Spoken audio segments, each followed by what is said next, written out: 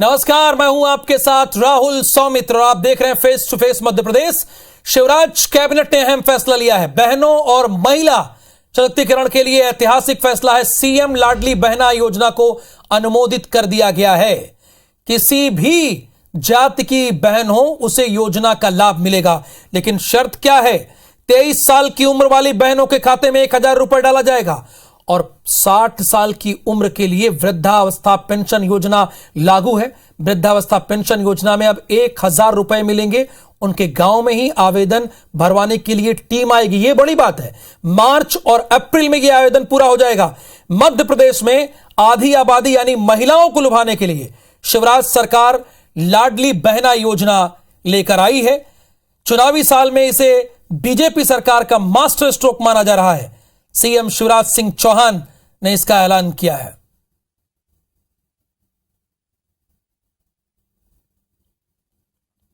मुख्यमंत्री लाडली बहना योजना में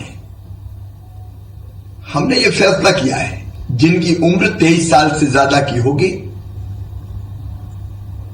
उनके खाते में 1000 रुपया प्रति माह डाला जाएगा। 60 साल से ऊपर की उम्र के लिए वृद्धावस्था पेंशन योजना लागू है, लेकिन वो अभी 600 रुपया मिलती है। उसमें भी हम और राशि जोड़ के उसको भी 1000 रुपया न्यूनतम करेंगे।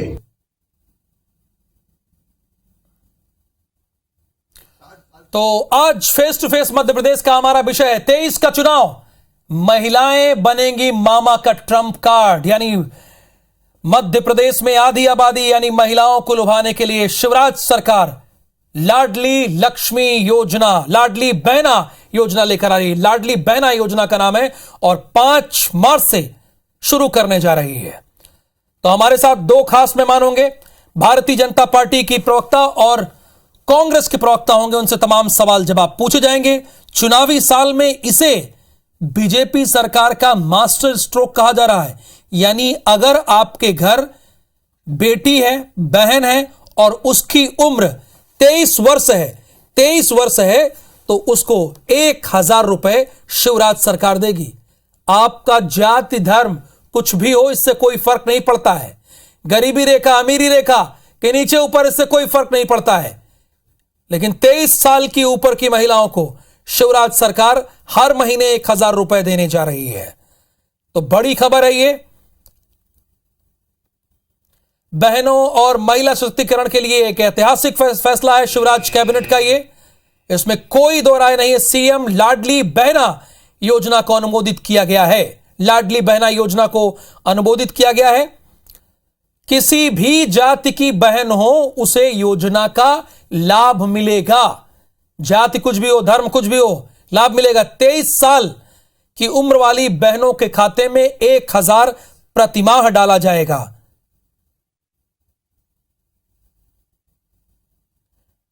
साठ साल उम्र के लिए वृद्धावस्था पेंशन की योजना तो है ही है। वृद्धावस्था पेंशन योजना में अब 1000 रुपए मिलेंगे। और 2 खास मेहमान हमारे साथ हैं। भारतीय जनता पार्टी की तरफ से नेहा बग्गा जी हैं और कांग्रेस की तरफ से मिथुन अहिरवार जी हमारे साथ हैं। आपको स्क्रीन पर दिख रहे हैं। दोनों मेहमानों का बहुत स्वागत है।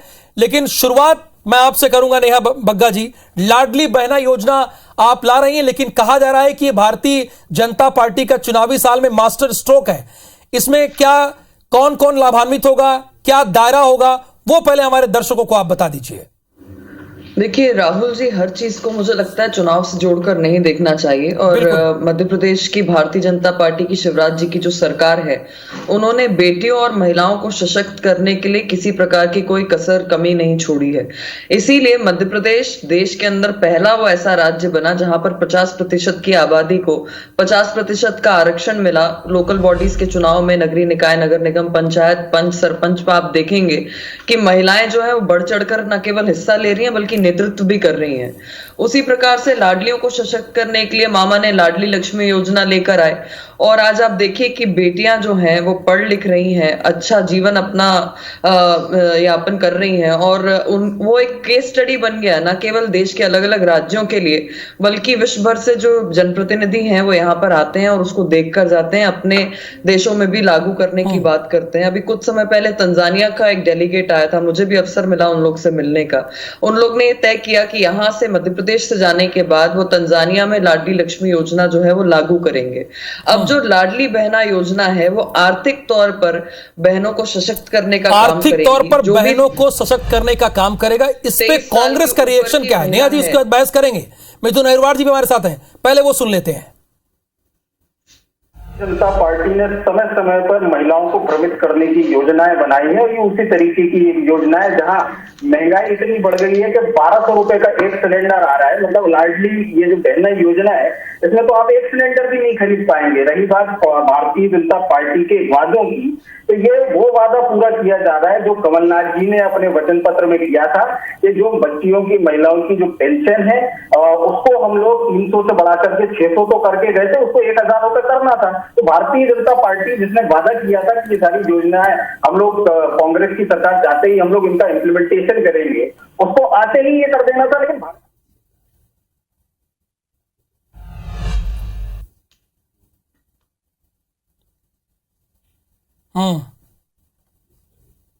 मिथुन अहिरवार जी, मिथुन अहिरवार जी, जनता पार्टी ने ठीक है। मिथुन अहिरवार जी, देखिए बीजेपी का कहना है इससे आधी आबादी और सशक्त होगी, बहनें जो हैं वो और मजबूत होंगी। देखिए, बहनें आर्थिक रूप से मजबूत करने के लिए आपको महंगाई कम करनी चाहिए। 1000 रुपए आपने जो योजना की राशि बताई ये बहुत कम है। मैं कह रहा हूँ ना, एक सिलेंडर खरीदा नहीं जा सकता, 5 किलो इसमें आप दाल नहीं खरीद सकते, आप महीने भर का आप तेल राशन नहीं खरीद सकते। ये किस तरीके की योजना?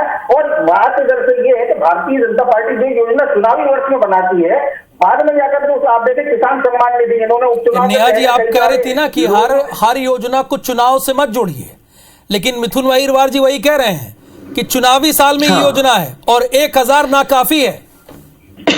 देखिए मिथुन जी उसी चश्मे से देखेंगे कांग्रेस जिस हिसाब से चलती है, उनके लिए तो केवल 2 ही नेत्रियां, 2 ही महिलाएं महान है। अब वो जरूरी है या मजबूरी है ये मिथुन जी जाने, पर हाथ से हाथ जोड़ो कैंपेन कांग्रेस पार्टी चलाती है, उससे महिला कांग्रेस की जो अध्यक्ष हैं उनका ही फोटो गायब हो जाता है। उसी प्रकार से मैं जो पूर्व में कह रही थी, मैं मुद्दे पर आ जाती हूँ कि आर्थिक, सामाजिक और राजनीतिक तौर पर शिवराज जी की सरकार ने माताओं बहनों को सदैव सशक्त करने का काम किया है।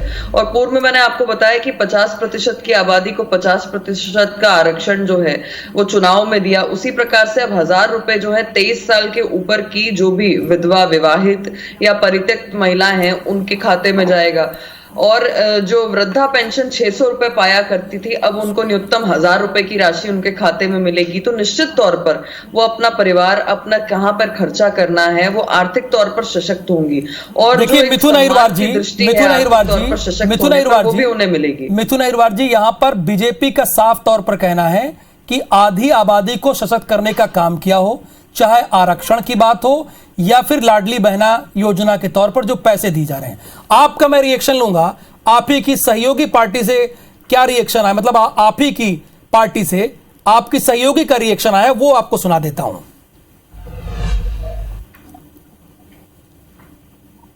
एनसीआरबी की आप रिपोर्ट देखिए, जो बार बार मिनिस्ट्री ऑफ होम अफेयर्स कह रहा है कि मध्य प्रदेश में सबसे ज्यादा अपराध महिलाओं के खिलाफ होते हैं। पॉक्सो के बारे में पढ़िए, जहां आज भी हम बच्चियों को इन घिनौने अपराधों से नहीं बचा पा रहे हैं। हम किस चीज की बात कर रहे हैं? हम कहां महिला सशक्तिकरण कर रहे हैं? हम तो महिलाओं के अपराधों को और बढ़ाते ही जा रहे हैं। तो मैं बिल्कुल नहीं मानती हूं कि बीजेपी सरकार जो भी लेकर आ रही है, जिसे भी आप ट्रम्प कार्ड कह रहे हैं, ये महिला सशक्तिकरण की ओर एक कदम है।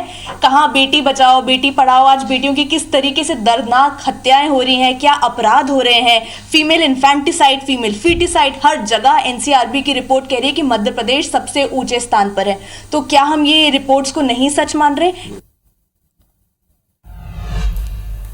उम्मीद है कि दोनों लोगों ने सुना होगा, नेहा बग्गा जी और मिथुन अहिरवार जी, आपने भी सुना होगा। नेहा बग्गा जी, महिलाओं को सशक्त करने का आप तो काम कर रहे हैं, कह रहे हैं कि हम कर रहे हैं, लेकिन कांग्रेस ये कहकर इसे खारिज करती है कि आप एनसीआरबी का डेटा उठाकर देख लीजिए, महिलाओं के खिलाफ अपराध में मध्य प्रदेश टॉप पर है। आप कह रही हैं कि हम महिलाओं को टॉप पर रखने हैं, पहली ऐसी योजना लेकर आ रहे हैं, लेकिन आप ही के प्रदेश में कांग्रेस तो ऐसे कह रही है। देखिए, मूल अंतर क्या है राहुल जी, नियत का होता है। यहाँ पर भारतीय जनता पार्टी की सरकार, मैं फिर से कहूंगी कि देश में पहले ऐसी सरकार बनी जिसने जो बच्चियों के साथ दुष्कर्म होते हैं उसमें फांसी की सजा दिलाने का न केवल प्रावधान बनाया बल्कि उनको फांसी की सजा तक लेकर जाने का पूरा प्रयास भी किया है। अब कल ही का ये वाकया है, दिग्विजय सिंह जी का एक ट्वीट आया है, एक बच्ची के साथ बलात्कार होता है और जहां पर कार्रवाई हो गई है, श्रीमान दिग्विजय सिंह अपने टूल किट एजेंडे से चलते हैं और कहते हैं कि उसकी एफआईआर दर्ज नहीं हुई, जबकि एफआईआर 10 दिन पूर्व ही दर्ज हो चुकी थी। अपराधी जो है वो सलाखों के पीछे हैं।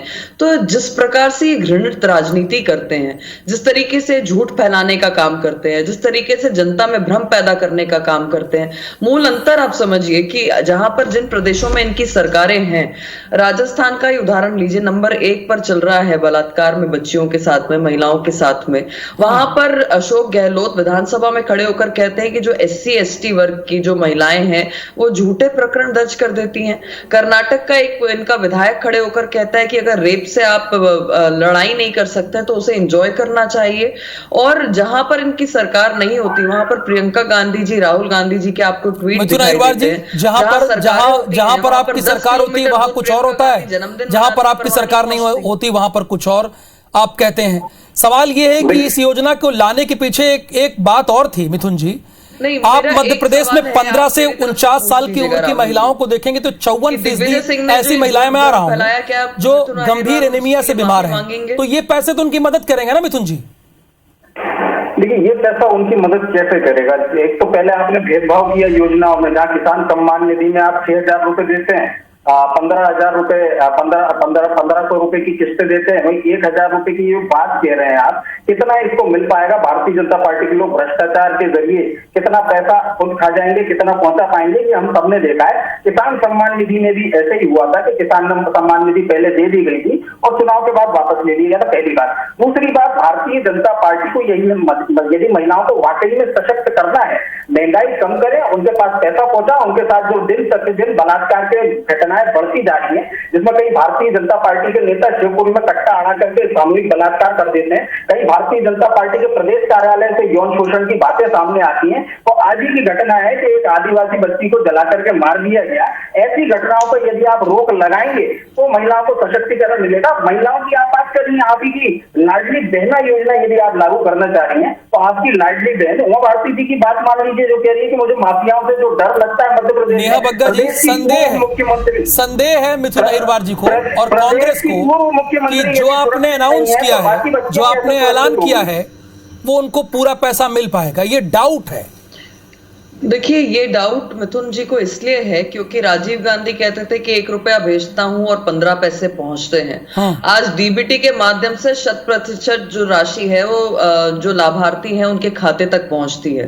मैंने पूर्व में भी सवाल उठाया कि दिग्विजय सिंह जी का ये जो ट्वीट आया है, इस पे क्या मिथुन अहिरवार माफी मांगेंगे? एक तो बच्ची की पहचान सार्वजनिक की है, नंबर 2 झूठ भ्रम फैलाने का काम किया जिसपे एसपी ने स्पष्ट करके एफआईआर की कॉपी 10 दिन पूर्व की दिखा दी है। तो इस प्रकार से जब कांग्रेस पार्टी चलती है और ऐसे अपराधों पर भी घृणित राजनीति करती है तो ये सामने आता है। पर ये ऐतिहासिक कदम है राहुल जी। हाथ से हाथ जोड़ो में ये महिला कांग्रेस अध्यक्ष का फोटो गायब कर देते हैं। चुनाव आते हैं तो कमलनाथ कहते हैं कि टिकट हम महिलाओं को इसलिए नहीं देते क्योंकि वो सजावटी वस्तु है। उपचुनाव आता है तो एक दलित महिला को आइटम कहकर पुकारते हैं। तो जो इनका इतिहास है, जो इनका वर्तमान है, जो सोच है, वो बहुत साफ साफ की सरकार रही है, उसकी भी एनसीआरबी के आंकड़े काम ही झूठ बोलना है। मैं तो इनसे पूछ रहा हूँ ना, अगर इनके मंत्री, इनके विधायक, अगर इनके ओबीसी सेल के अध्यक्ष के ऊपर बलात्कार के आरोप लगते हैं तो उस पर इनका कुछ नहीं कहना होता। अगर इनकी शिवपुरी का युवा मोर्चा का अध्यक्ष सामूहिक बलात्कार कट्टा लगा करके कर देता, इनका कुछ नहीं कहना है। इनके भारतीय जनता पार्टी के प्रदेश कार्यालय दीनदयाल उपाध्याय भवन में यदि सामूहिक बलात्कार होते हैं उसके ऊपर इनका कुछ नहीं कहना है। तो ये इनकी महिलाओं के प्रति घृणित इनकी सोच है कि जहां जहां भारतीय जनता पार्टी के नेताओं के ऊपर बलात्कार के आरोप लगते, अभी शाहनवाज हुसैन का पूछ लीजिए इनसे, सुप्रीम कोर्ट ने कह दिया उनके ऊपर आप बलात्कार का मामला चलाइए, उसके ऊपर ये कुछ नहीं कहेंगे। ये इनकी सोच है। महिलाओं की जहां पर मामला आती है, आप उन्नाव का मामला देख लीजिए, आप कुलदीप सिंह सेंगर का मामला देख लीजिए, बलात्कारियों के पक्ष में खड़े होने करने का काम भारतीय जनता पार्टी ने हमेशा किया है। मध्य प्रदेश की जो महिलाएं हैं वो दो तरीके की समस्याओं से जूझ रही हैं, पर एक ठीक महंगाई, है, दूसरा कुपोषण, ये तो तीसरा क्राइम की बात कर रहे हैं, लेकिन ये बताइए लाडली बहना के बारे में क्या कहना है। मैं जैसा कि मैंने आपको लाडली बताया कि मध्य प्रदेश में 15 से 49 साल की महिलाएं, इनका आंकड़ा आप देखेंगे तकरीबन 55% है जो एनीमिया से ग्रसित हैं। अगर लाडली बहना के जरिए शिवराज सरकार इन्हें 1000 रुपए दे रही है तो इसमें कांग्रेस को क्या ऑब्जेक्शन है? ऑब्जेक्शन ये है कि जिस समय कांग्रेस की सरकार थी 400 रुपए का सिलेंडर आता था, 600 रुपए हम पेंशन करके गए थे, केवल 400 रुपए आपने बढ़ाए हैं, एक सिलेंडर नहीं खरीद पाएगी महिला। नेहा जी, ये जो पैसा आप है, इधर से पैसा देती दूसरी तरफ से ले लेती हैं। कांग्रेस का ही कहना है कि आप पैसा दे रही है फिर दूसरी तरफ से ले लेंगी। देखिए, सबसे पहले तो मैं ये कहूंगी कि जिस तरीके से भारतीय जनता पार्टी के कार्यालय परिसर की मिथुन जी ने जो बात कही है, या तो वो माफी मांग लें या वो तथ्यों को सामने ले आए, क्योंकि कांग्रेस पार्टी आए दिन ट्वीट करती है और इस प्रकार से झूठ फैलाती है, और अपने ट्वीट को इन्हें डिलीट करना पड़ता है क्योंकि ये जानते हैं कि कैसे झूठ फैलाते हैं। जैसे ही कार्रवाई की बात आती है तो उन्हें अपने ट्वीट्स को विड्रॉ करना पड़ता है। नंबर 2, सुनील सराफ जो कट्टे लहरा रहा था वो हमारे सामने है। सुनील सराफ ने जो महिला के साथ छेड़खानी करी वो हमारे सामने है। सुकन्या देवी का क्या हुआ अगर मैं पूछूंगी तो इस प्रकार से इन्हें मिर्ची लगेगी, पूरी डिबेट जो है पूरी नष्ट कर देंगे। चलिए, फिलहाल लाडली बहना में आप दोनों लोगों का रिएक्शन आ गया। नेहा बग्गा जी के जरिए बीजेपी का रिएक्शन आ गया और मिथुन अहिरवार जी के जरिए कांग्रेस का। आप दोनों का बहुत धन्यवाद फेस टू फेस मध्य प्रदेश में जुड़ने के लिए। और सबसे हैरानी और की बात यह उठती है जब इस तरह का ऐलान किया जाता है और ये नेशनल हेल्थ फैमिली सर्वे का जो रिपोर्ट है उसमें 15 साल से 49 साल की महिलाएं 55% ऐसी हैं जो एनीमिया से ग्रसित हैं। अगर लाडली बहना योजना के जरिए सरकार उन्हें पैसा देती तो क्या उनकी मदद होगी? और कांग्रेस का यह मानना है, कहना है कि बीजेपी एक तरफ से पैसे तो देती है लेकिन दूसरी तरफ से महंगाई के जरिए वही पैसे ले लेती है। बहुत शुक्रिया फेस टू फेस मध्य प्रदेश देखने के लिए आप सभी का।